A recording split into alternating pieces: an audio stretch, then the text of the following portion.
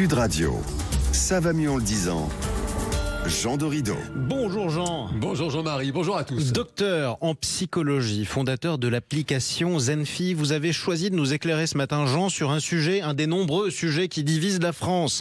Pour ou contre l'uniforme à l'école? Je le rappelle, le Premier ministre Gabriel Attal ainsi que le président Emmanuel Macron sont favorables à des expérimentations qui devraient amener, après une certaine période, à généraliser le port de l'uniforme à l'école.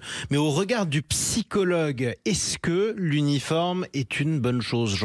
Eh bien alors écoutez, d'abord il est important de savoir que c'est un sujet qui est très étudié précisément par les psychologues du monde entier. On peut d'ailleurs au passage regretter que notre président, notre Premier ministre ne se soit pas appuyé, en tout cas ils n'ont pas parlé de toutes ces études, parce que c'est très très observé tout ça. Et typiquement il y a une chercheuse en psychologie de Nouvelle-Zélande, de l'université d'Otago très précisément, Madame Johanna Reddy, qui a fait en 2021 une synthèse, ce qu'on appelle une méta-analyse sur 92 études internationales.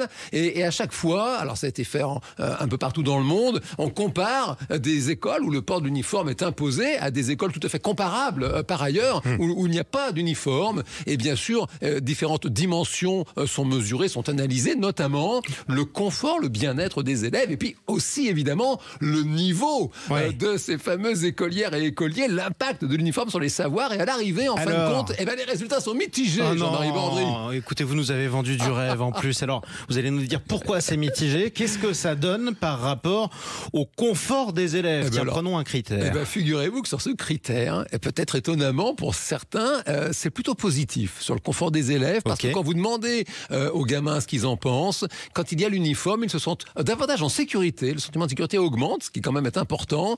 Ils sont aussi plus disciplinés, ils se mettent d'eux-mêmes plus facilement au travail. Et puis vous savez, il y a ce vieil argument comme quoi l'uniforme aurait tendance à effacer les différences sociales entre les unes et les autres. Eh bien c'est vrai, figurez-vous que ça fonctionne plutôt bien, et on a même des familles qui rapportent que ça apaise les querelles, les chamailleries sur justement les achats de vêtements, et ça crée un climat familial beaucoup plus propice. Donc vraiment sur l'ensemble de ces points, le sentiment de sécurité, l'autodiscipline, la capacité de se mettre au travail, eh ben c'est plutôt un grand oui. Et finalement c'est un grand oui. Alors j'imagine que si les résultats sont mitigés, c'est aussi que l'impact des résultats n'est pas au rendez-vous sur les résultats scolaires. Oui, vous mettez le doigt dessus, Jean-Marie. Effectivement, en fin de compte, ça ne change rien. Alors, ça peut être surprenant.